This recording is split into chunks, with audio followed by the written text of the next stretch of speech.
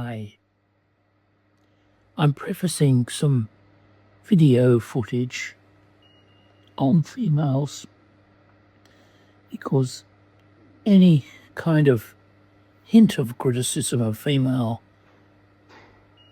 in general gets a strong reaction from most females and gets a strong reaction from especially progressive males that see themselves as being the defenders of female progress. Now, a lot of stuff is happening on the web. Even within the last month or so, people are talking about feminism and whether it's been good or bad. And there's quite a few people saying it's been not good. Now, I have mixed views, but I thought in these videos I'd just wander quite a bit, whether the weakness of the West can be partly attributed to the rise of females. That's quite a big statement, isn't it? I just talked to a Chinese woman who must be about 55 to 60, and when I raised the question of Mao, one good thing he did was he made women equal. She nearly went ballistic, saying she wasn't equal. Women are different. And the reason they're different is a male who desires a woman is not thinking like a woman. And male desire affects all kinds of other behaviour, job choice, attitude to other males, dress, views on the world, personality development. And the same in reverse. Women behave differently when they are heterosexual because they have to fit in with the male strategy up to a point. And their desires for safety and security are much greater than males' needs in these areas, and that affects their behaviour. It means they're more socialist, less capitalistic, less entrepreneurial than the male. Women care about victims more than males do because they see themselves as victims. So a country like Gaza, a country like Iran, or a whole movement like Islam, if it can paint itself as a victim, it's going to appeal to a lot of women. Not all women, but a lot of women. And a few people like Donald Trump that are females, but others dislike him for his bullying and his crudity. And therefore, because they dislike Donald Trump, who represents America, they assume, this is weird, that the groups that oppose Donald Trump must be good. Iran isn't good. It's even worse than Donald Trump. That's the point. And it's true of a lot of these people in the Middle East. But they've framed themselves as kind of victims, and America is the aggressor. And America is an overt aggressor. However, when you look at the policies of Iran are very violent, they are uncompromising, and they want to obliterate the Jewish state and the Jewish people from the Middle East. America doesn't want to obliterate Iran, Jordan, Gaza. It just wants peace, and it wants freedom for the people. Now, that's in general. Of course, there are individuals that make up a country that is slightly different. But there's no doubt about it. Iran has probably killed at least 30,000 of its own citizens in the last 3 months. America, as a government, doesn't go around killing its own citizens. Australia doesn't do that. Britain doesn't do that. But countries that are Muslim have no trouble doing that, and of course some dictatorships. Just to move on at a bit of a tangent, Mao may have killed up to 100 million people. Stalin may not be far behind. It's hard to get exact figures. But Winston Churchill didn't kill millions of his supporters. Franklin Roosevelt didn't kill millions of his, not supporters, his detractors. Same with Winston Churchill, I should have said detractors. Now, these Western countries haven't been perfect, and Christianity was very aggressive like Islam, but it's no longer that way. But it didn't really kill people that wouldn't believe. If you didn't want to believe, then you didn't want to believe. But it was quite, let's say, forceful, assertive, even aggressive in promoting the Christian cause. Now, back to females. There's a problem with feminism. To some extent, the feminists wanted to replace males, and so there wasn't cooperation as part of their plan. They may not have wanted that initially, but that's what it's morphed into. And that's understandable, but not going to work. When women want to become males, essentially, they still have feminine dress, makeup, and other qualities. We get a problem society. It distorts female nature to some extent, and the children are the losers because there's no substantial carer, which most women, 9 times out of 10, did the caring. Not that all mothers were good mothers. But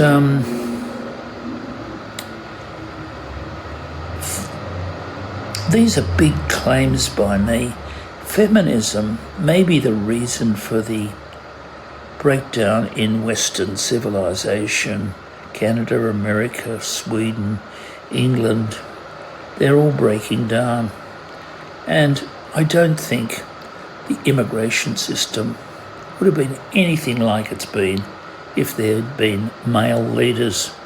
We just have to look at Poland, Hungary, and Japan, and we see they were quick to stop the stupid great influx of so-called refugees, whereas Merkel and England, with its very, very wishy-washy Marxist Labour Party, but the Liberals weren't much, the Conservatives weren't much better, allowing immigration of this kind, with lots of people coming into the country that didn't want to become part of the country they were coming into.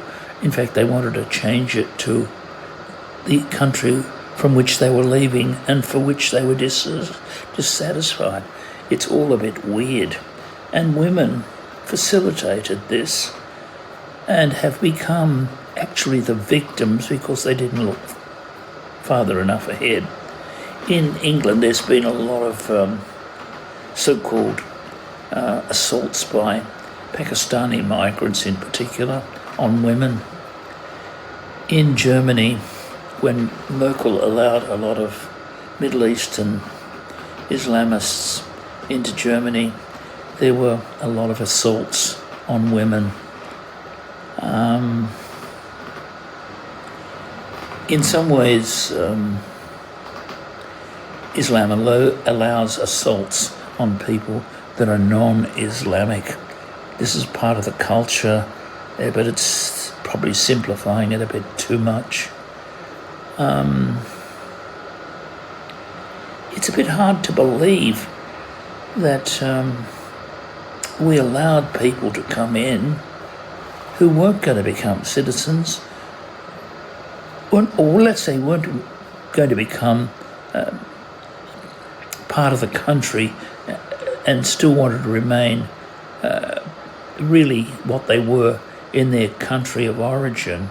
They become citizens, but they wouldn't become integrated into the community because they actually hated the community that was giving them shelter and sustenance. It's all a bit strange. And this is probably due to women's influence. Caldwell and Menzies, in particular, didn't want a multicultural society. And if people were going to come in, they had to come in from Britain or other parts of Europe. They didn't want people who are too different, looked too different, had different religions, different languages, different cultural practices. They said this isn't going to work. And it really hasn't.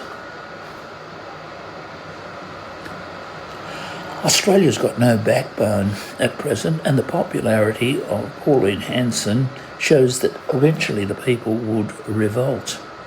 Australians have been pretty complacent because the country has rolled along fairly well, being a big country with small population and great assets. Now, Helen Andrews, Louise Perry, and another woman called Rachel Wilson, they're relatively young women, under 40, or just into their early 40s, and they're blaming feminism for a lot of the ills of society. So it's not just me saying this, and they're very articulate, very highly educated, although that doesn't make them right. They've all got children, by the way, and one of them I know has got 3 boys. So this has challenged their thinking as well.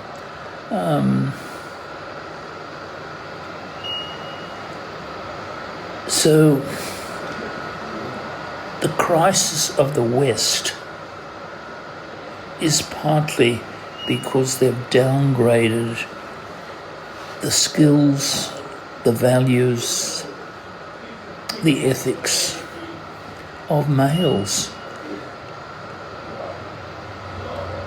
In a short period, white males have become toxic, though there are contradictions, like people who are non-European wanting to marry white males. These are prominent women in politics, Kamala Harris, etc. So it's kind of weird. It's not consistent.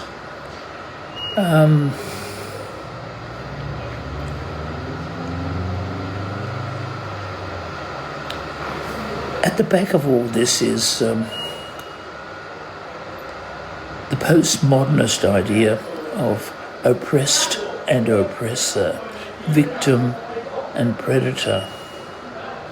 And that appeals to women because women feel they are victims. And as I said, they identify with victims. But even that's a bit strange. They don't identify with Hitler, who was a victim of the Allies.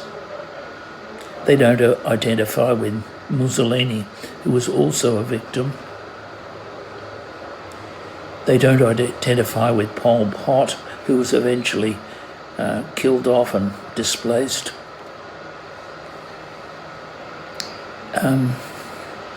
So victim and victor and predator are very hard to get any kind of consistency on.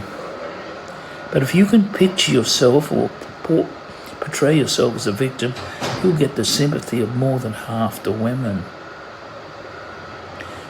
Just like women go for a little puppy or a little cat or a disabled child, they're all good. But when it carries over and gets distorted in society, that's no good either. If you just promote the benefits of helping the disabled and you don't worry about promoting heroes and extremely hard-working people at the top, that's a problem too. You're essentially backing losers, and victims should be attended to, but you've got to back the winners. That's why America has done so well. That's why the West has done so well. This concern for trigger words, concern for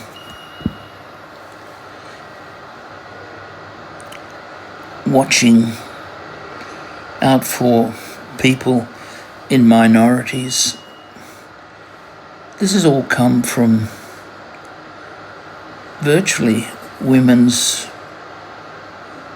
influence. It fits in with their personality. As I said, wanting safety, harmony, and concern for the underdog. What surprises people is when you ask, well, what were the benefits of colonialism that was mainly driven by white European males? What did it do for the countries?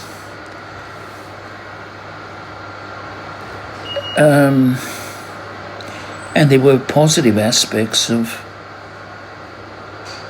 colonialism. Some of them turned out to be even more positive than expected.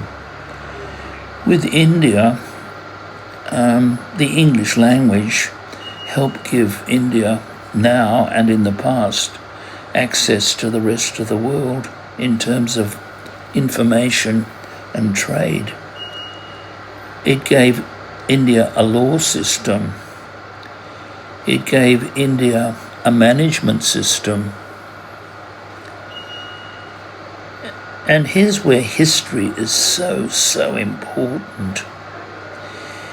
India was virtually supervised and controlled in part by the Mughals for nearly 300 years, until the British took control in the 1800s. People forget that. The Mughals were essentially a Persian culture.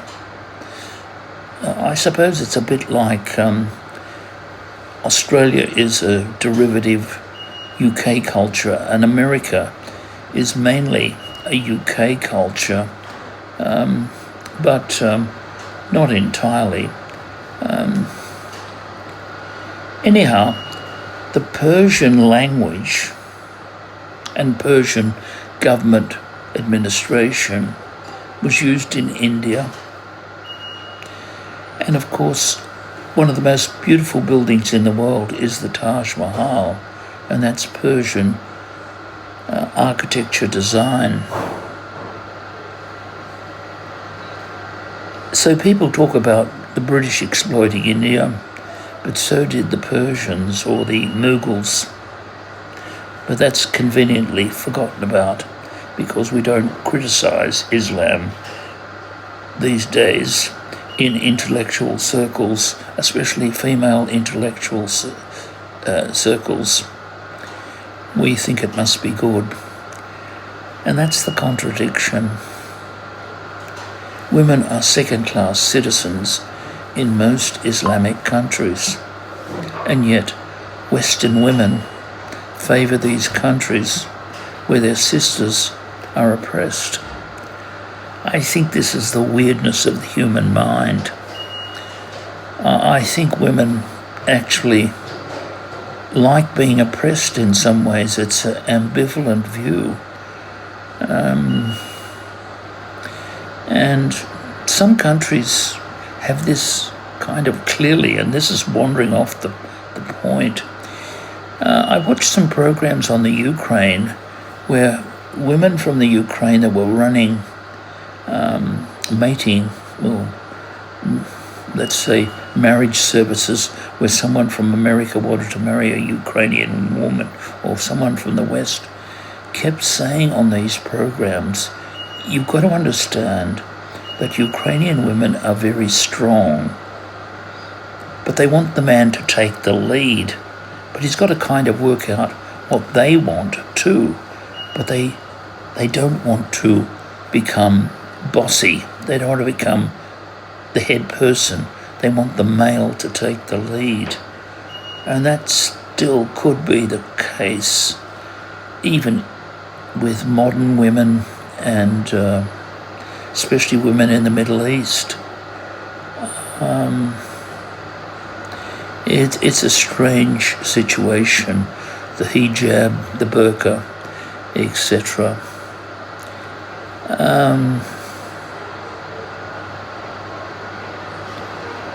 All these factors are operating, and at the back of everything is reproduction, human replacement, human continuation. That runs everything in a kind of way. I really can't work out, from a rational point of view, why women are so obsessed with clothing and that they wear lots of makeup and jewellery and they distort their bodies much more than males do. Even the so-called feminists, even the women who are very, let's say,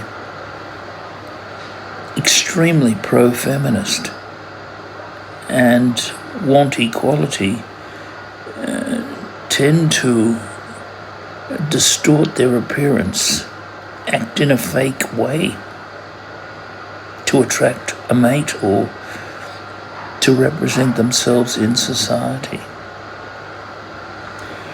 Anyhow, I've rambled all over the place.